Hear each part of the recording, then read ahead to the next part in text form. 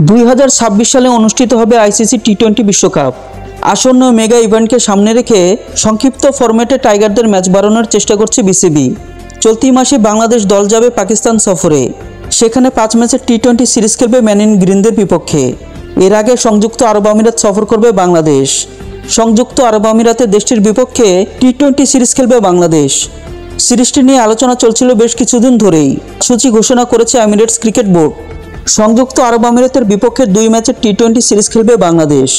Match দুটি অনুষ্ঠিত হবে 17 ও 19 মে। দুটি ম্যাচে অনুষ্ঠিত হবে শারজা ক্রিকেট স্টেডিয়ামে। এর আগে একবারই সংযুক্ত আরব আমিরাতের বিপক্ষে দ্বিপাক্ষিক সিরিজ খেলেছিল বাংলাদেশ। এবারের দুটি ম্যাচে অনুষ্ঠিত হবে বাংলাদেশ সময় রাত 9টা থেকে। এই সিরিজ শেষ করে পাকিস্তান সফরে যাবে বাংলাদেশ। সেখানে 5 ম্যাচের টি-20 সিরিজ খেলবে পাকিস্তানের বিপক্ষে।